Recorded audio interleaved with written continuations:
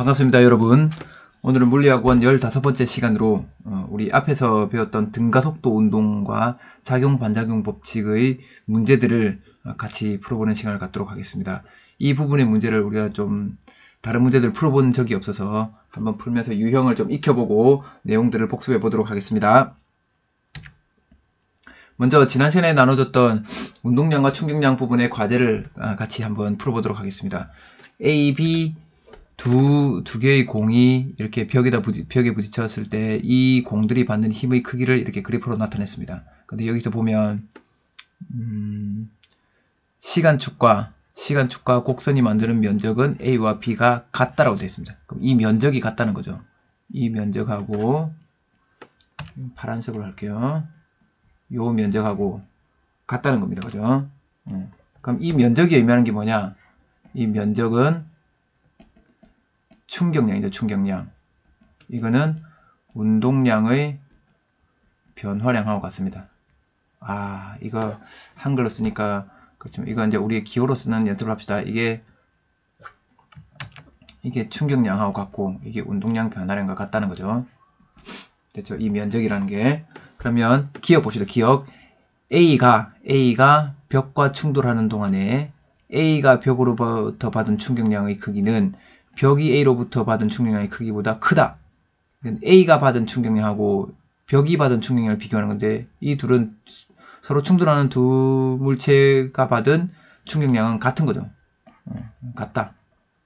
이건 결국 뭐냐면 작용-반작용의 힘이 같고 힘은 작용-반작용이고 그 다음에 충돌한 시간이 똑같기 때문에 당연히 서로 주고받는 충격량의 크기도 같은 거죠. 결국 이 부분은 작용-반작용 법칙의 또 다른 표현일 뿐인 거죠. 그래서 이건 틀렸다. 니은 벽과 충돌하는 동안 벽으로부터 받은 평균 힘의 크기는 벽과 충돌하는데 벽으로부터 받은 평균 힘의 크기는 이 평균 힘의 크기는 우리가 어떻게 구했냐면 평균 힘의 크기는 걸린 시간분의 충격량 이렇게 해서 평균 힘의 크기를 구했죠. 그렇죠. 원래는 요 힘이 이렇게 요 그래프처럼 변하는 힘인데 요 충격량을 요 그래프 아래 면적이 충격량이고 이 충격량을 걸린 시간으로 딱 나누면 평균적인 힘을 구한다 그랬죠. 평균적인 힘을 구할 수 있는 겁니다. 그래서 여기 이걸 다시 설명하면 얘가 힘 시간이다. 실제로는 요렇게 간 건데 이걸 평균 힘을 딱 구한다는 의미는 뭐냐면 이렇게 구한다는 거죠. 이게 평균 힘이죠. 실제는 이렇게 힘이 변하는 거지만 내가 평균을 구하면 이렇게 되는 거죠. 그리고 여기에 시간을 t라고 하면 그럼 이 사각형 넓이하고 요 빨간 거 넓이하고 결국은 같다는 거죠. 이 넓이가 같다. 그렇죠. 이 넓이가 바로 충격량이니까 평균 힘으로 이렇게 일정한 힘을 받아서 일정한 시간 동안 받았을 때 요 넓이 이 충격량이나 요 곡선 아래의 이 넓이나 같을 때 요 힘을 우리는 평균 힘이라고 하는 겁니다. 이건 어떻게 구하냐면 이 넓이를 시간으로 딱 나누면 이 힘을 구할 수 있는 거죠. 그러면 A하고 B는 충격량이 같다고 했습니다.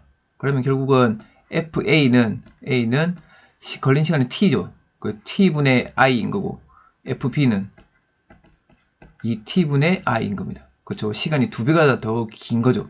그럼 충격량은 얘가 FP가 더 작죠. 그래 충격량이 같을 때 걸린 시간을 길게 하면 더 충격력을 줄일 수 있죠. 평균 충격력을 줄일 수 있습니다. 그래서 내가 받는 힘을 줄일 수 있기 때문에 덜 다치는 거죠.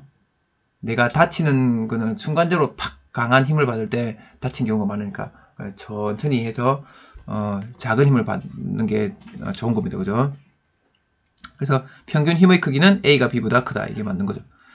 디귿 0부터 T까지 운동량 변화량 크기는 0부터 T까지 운동량 변화량 크기입니다. 그럼 T까지 이 운동량 변화량은 충격량하고 같고 그때는 그래프 아래 면적이라고 그랬죠. 그럼 요때까지 그래프 아래 면적을 비교해보면 운동량 변화량이 결국은 그래프 면적이니까 그래프 면적이죠. 그럼 T까지의 그래프 면적을 비교해보면 되는 겁니다.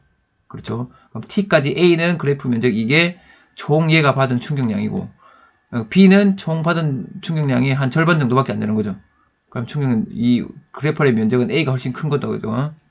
그렇죠. 그래서 운동량 변화량 크기는 A가 B보다 큰 거지 이렇게 그게 되는. 그래서 이게 틀렸습니다. 그래서 정답은 2번이 되겠네요. 넘어가겠습니다. 그러면 오늘 이제 우리가 문제를 풀 등가속도 운동에 대해서 이제 잠깐 복습해 보도록 하겠습니다. 여기서 우리가 주로 활용되는 것은 등가속도 운동 공식입니다. 공식. 등가속도 운동 공식 3가지랑 평균 속도를 어떻게 구하는지 같이 한번 알아보도록 하겠습니다. 등가속도 운동 공식은 크게 3가지가 있었는데 기억이 나나요? 한번 같이 해보도록 하겠습니다. 나중 속도는 처음 속도 더하기 AT.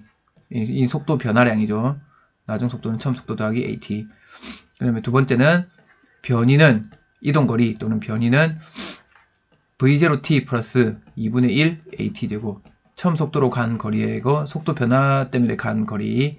그 다음에 요 두 개를 연립해서 풀면 나중 속도 제곱 빼기 처음 속도 제곱은 2AS 이렇게 됐죠. 요 3가지가 등가속도 운동 공식입니다. 그래서 이 공식들은 여러분들은 언제나 문제를 풀 때는 써놓고 그 다음에 이거 문제 상황을 적용을 해야 됩니다. 이걸 그래프로 우리가 나타내 보면 시간하고 속도 그래프에서 요렇게 그려졌죠. 등가속도 운동 공식. 등가속도니까 그래프 기울기 일정하게 그리면 되죠. 그럼 여기가 V0, 여기가 V라고 합시다. 그럼 이때 요 0초부터 여기까지 T만큼 걸렸다. 그럼 요 기울기가 바로 A인데 요 기울기가 걸린 시간분의 속도 변화죠. V-V0. 그쵸? 그럼 이 면적이 변인데, 이동거리인데, 이거는 요 사각형 넓이가 V0t, 플러스 요 삼각형 넓이가, 요 높이가 AT였죠, AT.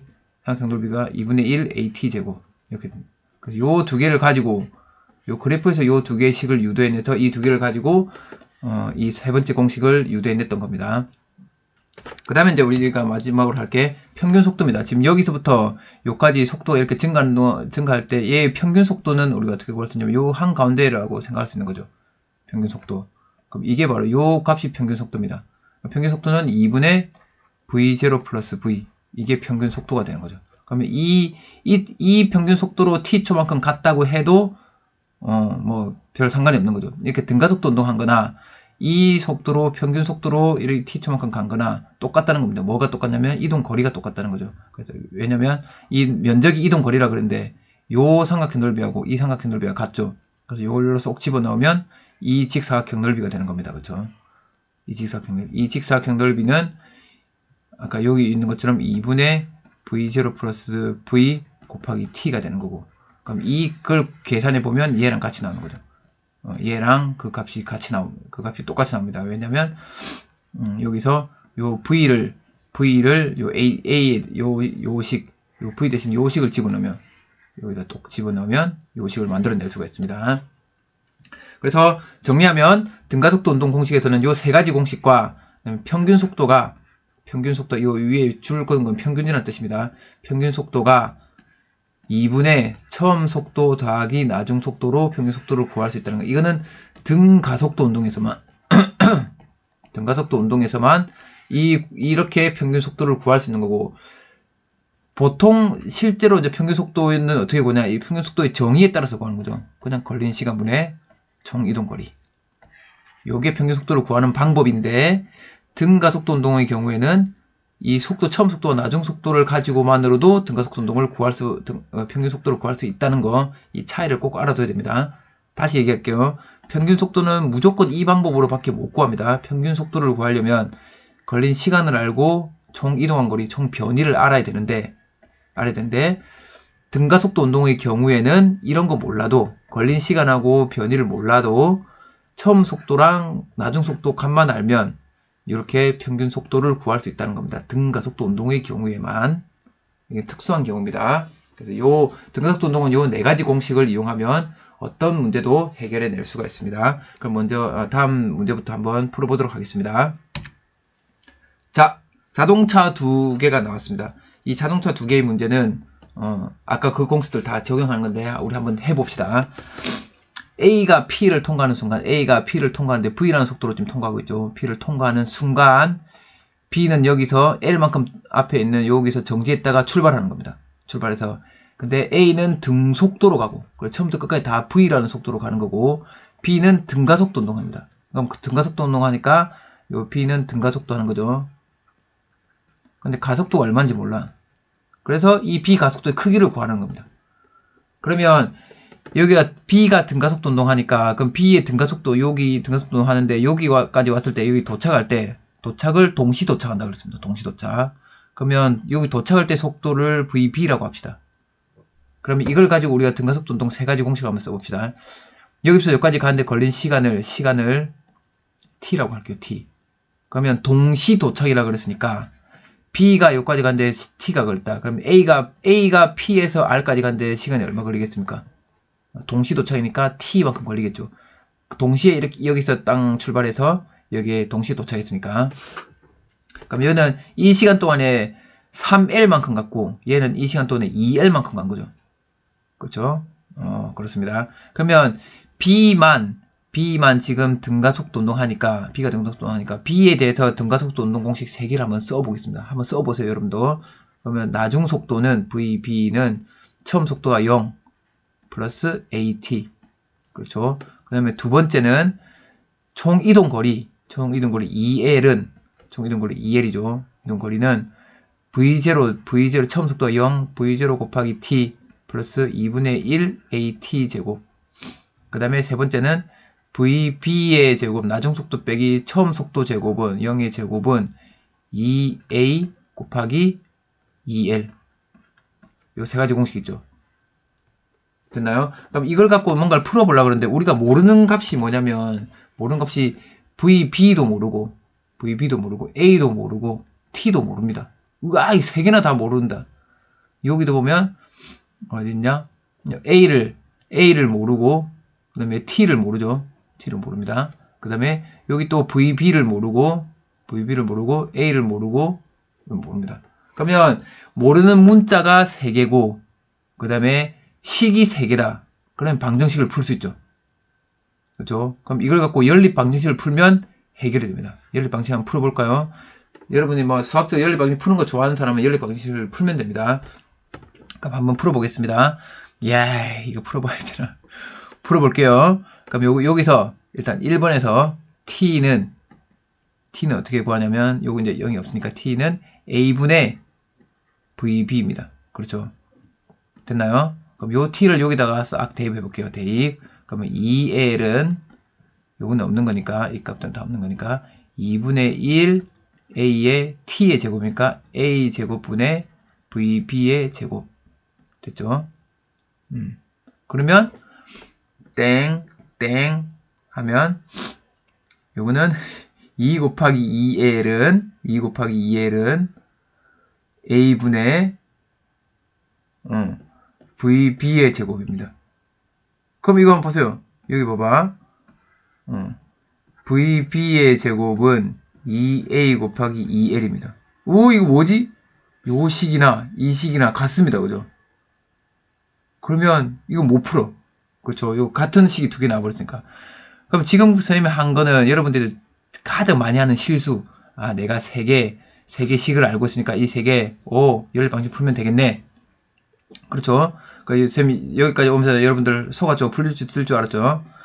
왜냐면, 보세요. 이 세 번째 공식이라는 거는 뭐였냐면, 세 번째 공식은 이 두 개를 연립해서 풀었을 때 나오는 식이었죠. 유도한 식이었습니다. 그죠? 그러니까 이 세 개를 갖고 식이 3개고 모르는 문자 3개라고 해서 무조건 연립 방식이 풀리는 게 아니죠. 결국은 1, 2번식 합친 거하고 세 번째 식이 같은 거거든요. 그럼 여기는 식이 3개 나와 있지만 결국은 식이 2개밖에 없는 겁니다. 1, 2번 합친 거랑 3이랑 같은 거니까. 알죠? 1, 2를 연립해서 풀면 답이 3이 나와. 그럼 결국은 식이 2개밖에 없는 겁니다. 문자가 3개니까. 그럼 우리가 풀 수 없는 겁니다. 그죠? 그래서 이렇게 연립 방정식으로 풀려고 여러분들이 시도하다가는 시간만 가고 내가 지금 뭘 하고 있지, 난 지금 어디로 가고 있나, 이런 생각을 하게 됩니다. 그래서 이거는 연립 방정식으로 푸는 게 아니라, 이제 물리적으로 풀어야 됩니다. 물리적으로. 여러분들이 물리적으로 이해한 대로 풀어야 됩니다. 그러면 어떻게 하는지 같이 보겠습니다. 여기서 중요한 거는 동시도착. 요 조건이 되게 중요한 겁니다. 동시도착 조건이 왔으니까, 그럼 한번 보세요. 지금 일단 이걸 연립해서 풀 수 없다는 건 알겠죠? 그러면 동시도착이니까 A를 봅시다. A는 시간 t 동안에 v라는 속도로 3L을 움직인 거죠. 그럼 A는 V로 t 동안 3L 이동. 그렇죠? 그럼 그때 우리 t를 구하는 거죠. t는. 그렇죠? 그럼 이거는 t는 V분의 3L. 이거 바로 나오나요? 이게 바로 나와야 됩니다. 이건 어떻게 나온 거냐면, 속도는 시간분의 이동거리니까, 그럼 시간은 속도분의 이동거리. 이렇게 구하는, 3L. 이렇게 구하는 거죠. 됐죠? 그래서 t가 V분의 3L이라는 걸 알았습니다. 그럼 여기도 t가 V분의 3L이죠. 됐나요?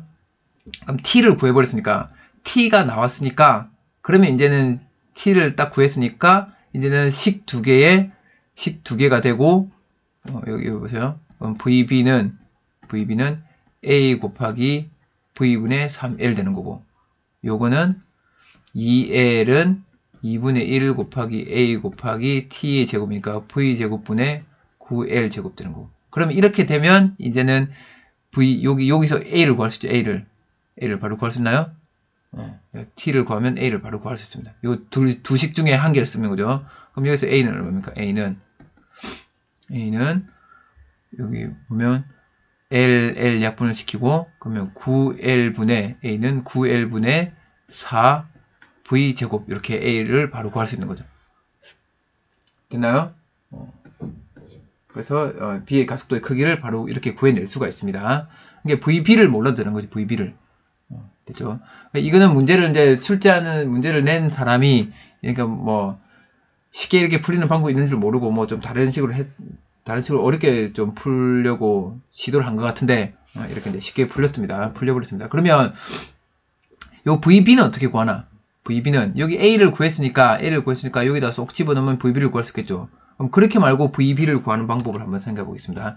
요 VB는 우리가 이제 등가속도 운동이니까, 등가속도 운동의 평균 속도는 어떻게 구한다 그랬냐면 2분의 처음 속도 더하기 나중 속도, 이거죠. 그렇죠. 그러면 이런 평균 속도로 시간 t만큼 갔을 때 거리가 얼마만큼 가냐? 2L만큼 가죠. 그럼 이 식을 이용해서 VB를 또 바로 구할 수 있습니다. 그죠? 그래서 VB는 2분의 VB 곱하기 t가 V분의 3L이니까 V분의 3L, 여기에 해서 2L만큼 간 거죠. 2L. 그죠? 그럼 따라서 VB는 얼마입니까? VB는 L 약분시키고 하면 3분의 4V가 되는 거죠. 그럼 여기는 여기를 3분의 4V로 통과하는 겁니다. 됐죠?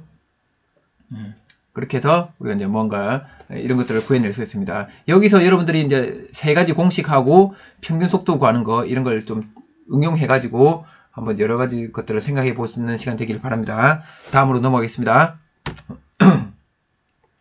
두 번째 문제입니다. 두 번째는 A와 B가 자유낙하를 하고 있는데, 지금 자유낙하는 어느 순간에 사진을 탕탕 찍은 겁니다. 그렇죠? 그럼 일단 가에서는 P하고 Q 사이, L만큼 떨어진 PQ 사이를 A는 P를 딱 통과하는데 2V로 통과하고 있고, B는 Q를 통과하는데 V로 통과하고 있습니다. 됐죠? 이게 지금 자유낙하는 경우입니다. 그 다음에 여기서부터 T초 후에 또 사진을 딱 찍었더니 A는 Q를 3V로 내려가고 있고, B는 뭐 어딘가를 속도 얼마로 내려가고 있는 거죠. 됐죠? 그럼 일단 요 T를 한번 구해보는 겁니다. T는 도대체 몇 초 지난 거냐? 몇 초? T는 도대체 얼마 지난 거냐? 그럼 이 T의 정보를 알려면 T는 A를 갖고 정보를 찾아내야 되죠. A가 2V에서 T초 후에 여기 L만큼 떨어진 곳에 3V로 가고 있는 거죠. 그렇죠? 그러면 이렇게 보통 이제 T를 구할 때는 뭐를 많이 쓰면 되냐면, 시간을 구할 때 요 사이에, 지금 이건 등가속도 운동한대요. 등가속도 운동하는데, 이거는 자유낙하니까 중력 가속도로 G로 등가속도 운동합니다. 그러면 G 값이 얼마인지를 모르는 상황이죠, 지금. 됐죠? 그러면 이제 T를 이제 우리가 한번 구해볼 건데, T는 이게 등가속도 운동에서 T를 구할 때는 보통은 뭘 쓰냐면, 평균 속도를 많이 이용합니다. 평균 속도. 알겠죠? T를 구할 때 평균 속도를 많이 이용하는 경우가 엄청 많습니다. 그래서 이걸 좀 알아두면 좋습니다. 그럼 A 같은 경우는 평균 속도가 요 A의 평균 속도는 2분의 2V에서 여기 보니까 2V에서 3V로 늘어났죠. 그걸 처음 속도 더하기 나중 속도. 그걸 얼마입니까? 2분의 5V입니다. 그렇죠. 그래서 우리가 이걸 갖고 뭘 할 수 있냐면 이동거리 A를 우리가 아니까 2분의 5V로 시간 T초 T 동안 갔더니 얼마만큼 A는 움직였냐? L만큼 움직인 거죠. L만큼 움직였다. 그럼 T는 5V분의 2L 이렇게 구할 수 있는 거죠. 됐나요? 그래서 이건 5V분의 2L입니다. 또는 나중 속도 알고 처음 속도 아니까 나중 속도 알고 처음 속도 하니까 이거는 뭐 T를 구하기 좀 어렵겠네요. 그 다음에 일단 이렇게 해서 T를 구했습니다. 그 다음 두 번째 B의 가속도의 크기를 구해봅시다. B의 가속도의 크기. 그럼 B의 가속도의 크기는 누구의 가속도의 크기와 같냐면 A의 가속도의 크기와 같죠. 왜냐면 A, B가 자유낙하할 때는 둘 다 중력 가속도니까. 그럼 B는 지금 정보를 아무것도 모르고 있으니까 A에 대해서는 정보를 다 알고 있죠. 그럼 A 가속도 크기는 바로 구할 수 있습니다. 그죠? A 가속도의 크기는 우리가 처음 속도가 2V로 가던 게 나중에는 T초 후에는 3V로 가는 거죠. 그럼 우리 이거는 세 번째 공식. 나중 속도 제곱 제기 처음 속도 제곱은 2AS. 요거 쓰면 됩니다. 그죠? 그래서 나중 속도가 얼마냐? 나중 속도가 3V의 제곱 빼기 처음 속도는 2V죠. 2V의 제곱은 2 곱하기 이 가속도를 구하는 거죠. 이걸 구하는 겁니다. 그죠? 가속도 곱하기 이동 거리는 L이죠. L만큼 이동한 겁니다. 그럼 이거는 3, 3은 9, 2는 4, 5V 제곱은 2AL. 따라서 A는 2L분의 5V 제곱. 이렇게 해서 가속도를 구했습니다. B의 가속도 크기는 2L분의 5V 제곱. 이 B의 가속도 크기, 이게 바로 A의 가속도 크기고, A의 가속도 크기고, 이거는 B의 가속도 크기랑 같은 거죠. 2L분의 5V 제곱입니다.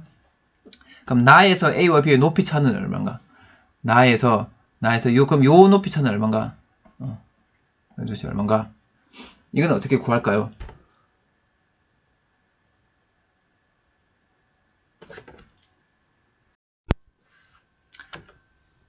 자, 이거는 이제 일단 이거 지워놓고 한번 지우고 얘기를 해보겠습니다.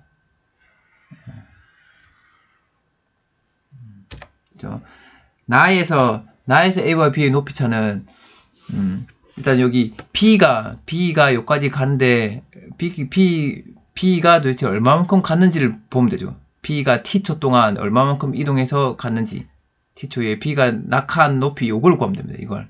그렇죠? 그럼 이때 B의 속력은 얼마냐? 이걸 구하면 돼요. 이걸 일단 우리가 알아야 됩니다. 그럼 아까 봤듯이 A와 B의 가속도의 크기는 같으니까 가속도의 크기가 같다는 말은 속도 변화하는 양이 같다는 거죠. A와 B, AB 가속도 같다.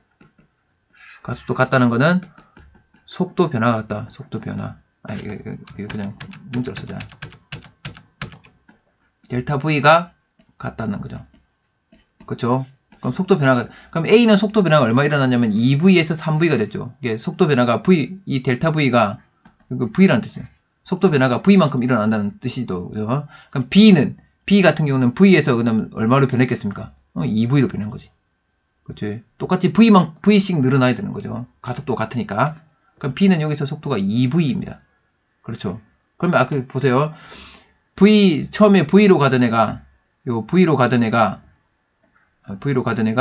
얼마큼 가서 여기서 2V로 간다. 2V에 간다. 그럼 이때 이동한 거리는 얼마냐? 그렇죠? 이거 구하는 거죠. 요 이동한 거리를 구하면 요 높이 차가 되는 거죠. 요 높이 차가 되는 거죠. 그렇죠? 그럼 요 이동 거리 구할 때는 이동 거리는 속도 곱하기 평균 속도 곱하기 시간으로 구하면 됩니다. 그래서 보통 등가속도 운동에서 이동 거리는 평균 속도를 구할 줄 알면 거기다가 시간만 곱해주면 되는 거죠. 그래서 여기서 이동 거리 S는 높이차, 우리가 AB의 높이차를 구하는데 그 높이차는 이동 거리로, 요 B의 이동 거리가 결국은 A와 B의 높이차가 되는 거니까.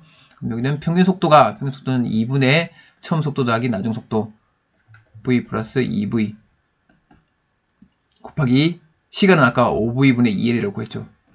5V분의 2L. 그럼 2 약분하고, 그럼 이거는 5V분의 얼마인가요? 이거는 3VL. 그렇죠? 그럼 이거 V분의 약분은 5분의 3L. 이렇게 되는 거죠. 됐나요? 그래서 여기는 B는 여기서 여기까지 5분의 3L만큼 이동한 거죠. B는 A가 L만큼 이동하는 동안에 B는 5분의 3L만큼 이동한 겁니다. 그렇죠? 그래서 이 AB의 높이차는 나중에는 여기서 여기와 여기 높이차는 5분의 3L이 되겠네요. 알겠죠? 넘어가겠습니다. 세 번째 문제입니다. 세 번째 문제는 이거는 이제 전국연합 학력평가 문제인데 같이 한번 풀어보도록 하겠습니다. 시간이 우리 많이 갔나? 벌써 25분이 갔네요. 자, 수평한 직선도로 A 지점에 여기 정지하고 있던 자동차가 일정한 가속도로 직선 운동하는 모습을 나타내요. 그 등가속도 운동하는 겁니다. 등가속도. 그러면 여기 정지했던 애가 B를 지날 때는 5m/s가 됐고 C를 지날 때는 10m/s가 됐습니다. 10m/s 됐습니다. A와 B의 사이의 직선 거리는 20m입니다. 그럼 BC 가는데 이동하는 걸린 시간 도대체 얼마냐? 이거 물어보는 거죠. 이걸 어떻게 풀지? 자, 이 문제는 두 가지 방법으로 풀 수 있는데, 먼저 첫 번째 방법은 식으로 그냥 푸는 겁니다. 식으로 한번 풀어보겠습니다.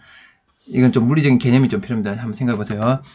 일단 여기 B에서 C까지 가는데 걸린 시간을 물어봤는데, 그럼 걸린 시간을 물어보니까 지금 걸린 시간을 갖고 우리가 구하려면 얘의 가속도도 얼마인지 알아야 될 것 같고, 그죠? 가속도가 얼마인지 알아야 될 것 같고, 그 다음에 그럼 여기 이제 BC 사이의 거리도 좀 알아야 될 것 같고, 막 그런 어려움이 있습니다, 그죠? 근데 그런 게 지금 다 없죠. 다 숨겨져 있습니다. 근데 이제 뭐가 있냐면 정지부터 5m/s 되는 지점이 하나 찍혔고, 그 다음에 10m/s 되는 지점이 찍혔습니다. 이 규칙성이 있죠. 뭐냐면 여기서는 속도 변화가 얼마입니까? 여기서 속도 변화가 5m/s죠. B에서 C까지의 속도 변화는 얼마입니까? 역시 5에서 10이 됐으니까 5m/s죠. 그러면 속도의 변화가 같다는 거는 등가속도 운동이니까 속도 변화가 같으면 걸린 시간이 어떻습니까? 그렇죠. 같죠. 걸린 시간이 같습니다. 그럼 여기까지 AB까지 가는데 걸린 시간이나 BC까지 가는데 걸린 시간이나 같은 거죠. 그렇죠. 그럼 우리는 요때 BC 사이까지 걸린 시간 요 T를 구하는 거니까, 그럼 총 걸린 시간이 얼마입니까? 총 걸린 시간은 2T만큼 시간이 걸린 거죠. 그러면 다 끝났네. 총 거리가 나오고, 총 걸린 시간 나왔고, 그 다음에 처음에 정지했다가 나중에는 10m/s가 됐고, 그렇죠. 그럼 총 시간분의 총 이동 거리는 이게 바로 평균 속도죠. 평균 속도니까 이거는 평균 속도는 등가속도 운동에서 평균 속도는 2분의 처음 속도 더하기 나중 속도 10 이렇게 구할 수 있다 그랬죠. 됐나요? 그럼 이거는 255. 그럼 따라서 2t는 여기 10으로 나누자. 그러면 t는 이거 없애고, 그러면 요 t는 5분의 10 돼서 2초가 됩니다. 2초. 그래서 2초 이렇게 구할 수 있는 거죠. 됐나요? 이렇게 구하든지 아니면 금방 이 설명한 걸 그래프로 그리면 한 방에 바로 해결이 됩니다. 그래프를 딱 그려볼게요.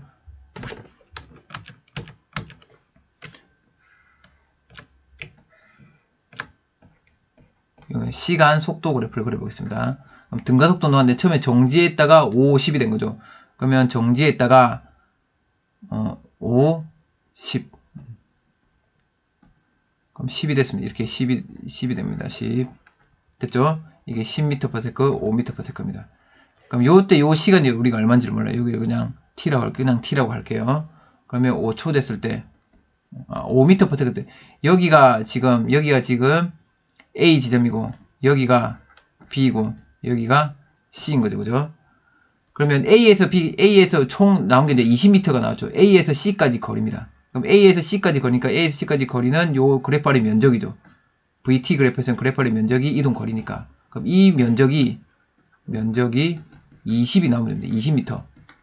됐죠? 그럼 이게 삼각형 넓이가 20이 나오면 되니까 이게 10이면 10하고 이게 여기가 얼마가 돼야 여기 20입니까? 여기가 4초가 되죠. 4초. 그래서 2분의 1 곱하기 가로 곱하기 세로 해서 이 면적이 20이 되려면 시간이 4초가 돼야 됩니다. 그러면 요 B는 한가운데 여기는 몇 초겠습니까? 2초겠죠? 2초, 4초. 그럼 요 사이, BC 사이에 걸린 시간은 2초에서 4초 되는 요 시간이니까 요 시간 간격은 2초가 되는 거죠. 그래서 답이 2초. 이렇게 그래프를 그리면 바로 또 해결할 수 있습니다. 보통은 등가속도 운동 문제에서는 그래프를 여러분들 VT 그래프를 그릴 줄 알면 거의 대부분이 해결이 됩니다. 알겠죠? 넘어가겠습니다. 그럼 여기도 이제 그래프부터 먼저 그려서 한번 해결해 보는 연습을 한번 해볼 거예요. 그림과 같이 자동차가 전 PQR을 각각 속력 V, 2V, 4V로 통과합니다. 그럼 이것도 보면 여기 사이 가는데 여기는 델타 V가 V만큼 있고 여기는 델타 V가 2V만큼 변했습니다. 그렇죠? 그럼 여기는 시간이 2배가 더 걸렸다는 거네. 그렇죠? 어쨌든 뭐 그런 걸 우리가 이제 물리적으로 정보를 알 수 있는 거죠. Q에서 R까지 거리는 L입니다. L. 그럼 여기까지 거리만 우리가 나와 있습니다. P를 통과하는 순간부터 속력이 중간에 이제 3V가 되는 순간까지 이동한 거리. 와, 이건 또 그러면 P를 통과하는 순간부터 3V가 되는 순간까지 이동한 거리를 물어봤으니까 그럼 요걸 구하려면 반드시 뭐 가속도나 시간을 구해야 됩니다. 이걸 구해야 이동한 거리를 구할 수 있는 거죠. 속력을 줬으니까 V에서 3V 됐다. 이렇게 V에서 여기 어딘가에서 3V가 됐겠죠. 그럼 3V가 됐다. 그러면 3V가 될 때까지 내가 시간을 알면 그럼 이걸 평균 속도에다가 시간을 곱하면 총 이동 거리 될 거고 아니면 가속도를 안다. 가속도를 알면 그러면 또 이동 거리를 어떤 식으로든 구할 수 있겠죠. 그럼 이것도 이제 일단은 그래프를 먼저 그려서 해결할 수 있는지 우리가 한번 살펴보도록 하겠습니다. 그러면 먼저 우리가 그래프를 한번 그려보도록 하겠습니다.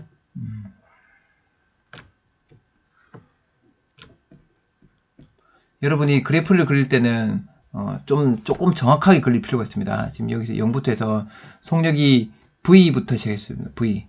V에서 그 다음에 2V가 될 거고 그 다음에 우리가 물어본 게 3V일 때고 그 다음에 4V까지 값이 나와 있죠. V부터 4V까지 속력이 일정하게 증가했습니다. 이렇게. 그래서 이때 걸린 시간이 얼마인지는 몰라요. 모르는데 우리가 여기 2V일 때 이렇게 이제 다 점수를 한번 그려 볼게요. 2V, 3V, 땡땡땡땡땡.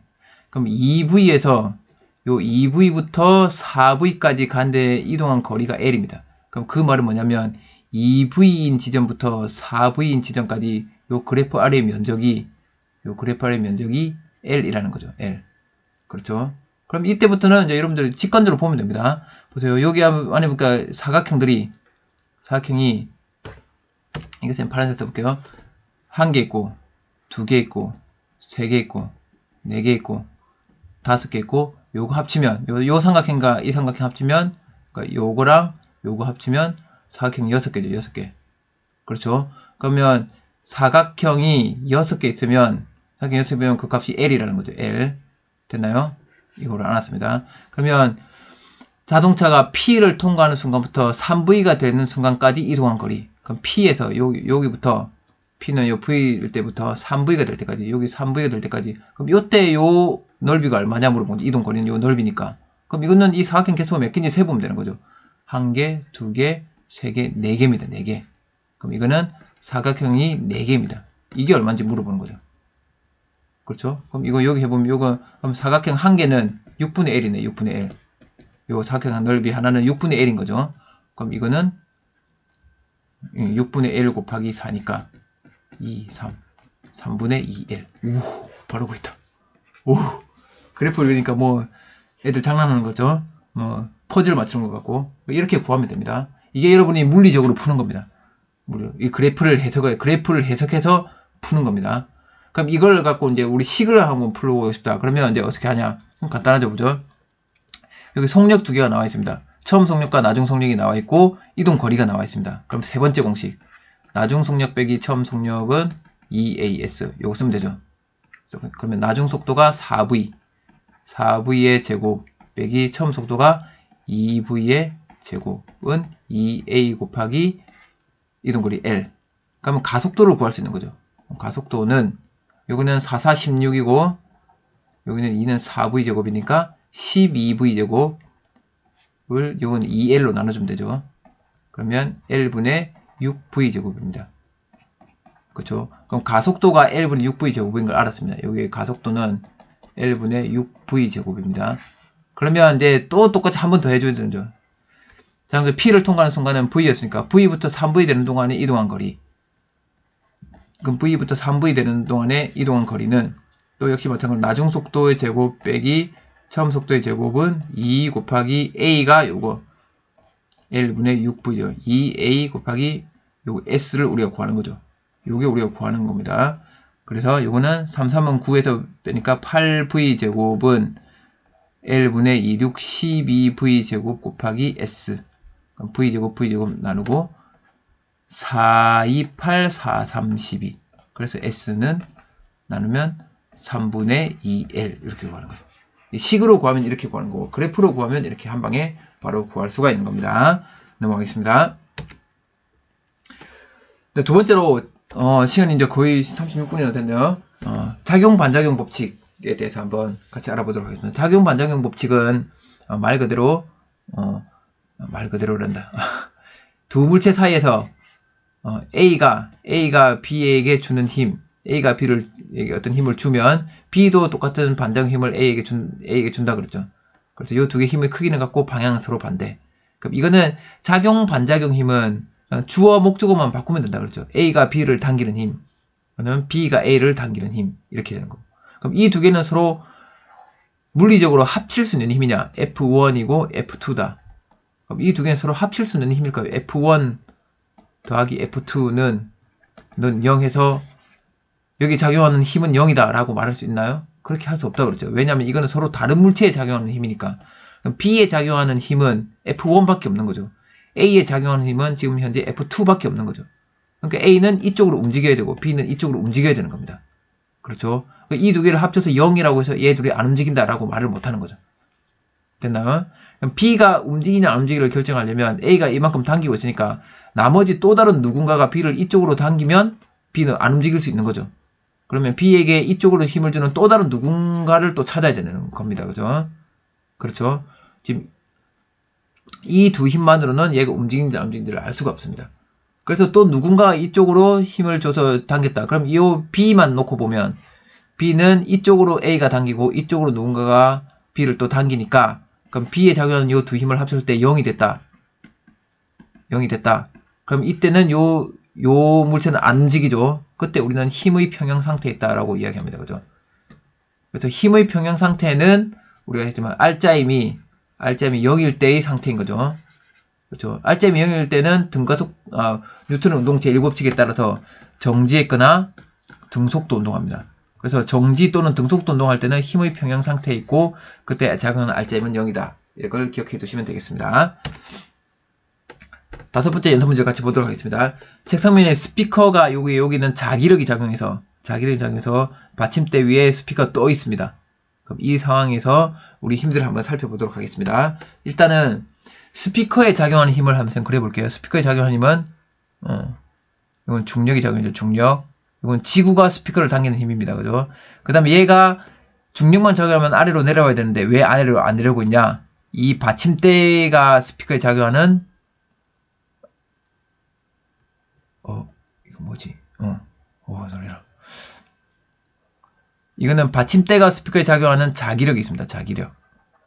그렇죠. 그럼 요 두 개가 같기 때문에 이거는 스피커는 힘의 평형 상태에 있는 거죠. 그렇죠. 받침대도 힘의 평형 상태에 있겠죠. 힘의 평형. 그러면 받침대에 작용하는 힘을 한번 그려보겠습니다. 받침대는 잘 보세요. 이걸 잠깐만 빼고.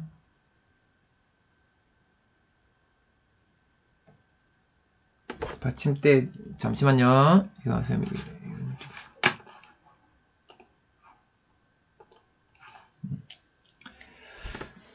받침대에 작용하는 힘은 일단은 받침대를 이 중력이 잡아당기고 있을 거고, 그 다음에 보세요. 받침대가 스피커에 작용하는 자기력이 있었죠.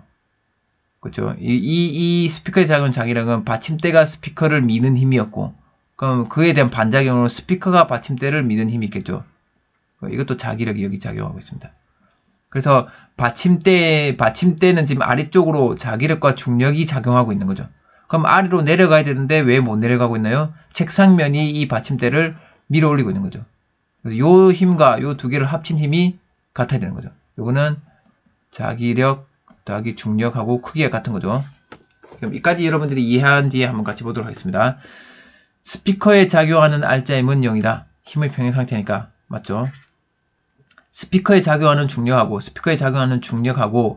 받침대가 스피커에 작용하는 자기력, 이 중력하고 이 중력하고 이 자기력은 작용 반작용 관계인가요? 아니죠. 힘의 평행상 관계인 거죠. 그러면 스피커에 작용하는 중력의 반작용 힘은 뭔가요? 스피커가 지구를 당기는 힘이죠. 네. 디귿 책상면이 받침대에 작용하는 힘의 크기는 책상면이 받침대에 작용하는 힘의 크기 요거 힘의 크기는 요 두 개 합친 힘과 같다 그랬죠. 힘의 크기는 지구가 받침대에 작용하는 힘은 중력입니다. 그럼 중력하고 요 힘을 비교해 보면 요 힘은 지금 중력에다가 자기를 합친 힘이 되니까 당연히 같은 게 아니라 크다. 그렇죠? 책상면이 받침대에 작용하는 힘의 크기는 여기 작용하는 중력보다는 크다는 거죠. 틀렸습니다. 그죠? 기억만 정답이 되겠습니다. 이거 한번 여러분 다시 한번 읽어보고 잘 한번 해석을 해보시기 바랍니다. 이 힘들을 잘 찾아내야 됩니다. 작용 반작용 문제에서는 힘을 잘 찾아내야 된다는 요게 핵심입니다. 이거는 이제 간단한 상황이니까 한번 같이 보도록 하겠습니다. 마찰이 없는 얼음판에서 질량이 요건 질량이 작고 얘는 큰 애입니다. 두 개 서로 밀고 있습니다. F1, F2의 크기는 같을까요? 다를까요? 작용 반작용 힘이니까 같은 거죠. F1은 A에 작용하는 힘이고 F2는 B에 작용하는 힘입니다. 그럼 얘가 쫙 밀었다. 서로 쫙 밀었다. 그럼 가속도는 누가 큰가요? F는 MA에서 F는 같은데 질량에 따라서 가속도가 달라지는 거죠. 가속도는 누가 큰가요? A가 크죠. 가벼운 애가 더 빠르게 가속되는 거죠. 그러면 손이 딱 분리되고 난 뒤에 더 이상 힘을 주고받지 않으면 그때의 속도는 A가 더 빠르겠죠. 가벼우니까 더 빠르게 속도로 나갑니다. 그럼 이거는 아까 우리가 지금 배우는 운동량 충격량으로 해봐도 서로가 밀 때 받는 충격량의 크기는 같으니까 충격량 크기는 운동량 변화량과 같다 그랬죠. 충격량 크기는 같으니까 그럼 운동량 변화는 누가 더 큰 겁니까? 운동량 변화는 같은 거죠. 근데 운동량 변화는 질량 곱하기 속도 변화니까 그럼 속도 변화가 누가 큰 거냐? 속도 변화가 A가 더 큰 거죠. 질량이 작으니까 하나는 M 델타 V고 하나는 M 델타 V고 얘가 속도 변화가 더 큰 거죠. 넘어가겠습니다. 7번째 문제입니다. 가는 AB 자석을 붙여서 무게를 측정했고 나는 같은 그 길이 놓아서 공중부양을 시켰습니다. 그래서 이때 두 개의 무게를 측정해 보았습니다. 이거는 여러분들이 한번 과제로 한번 풀어보세요.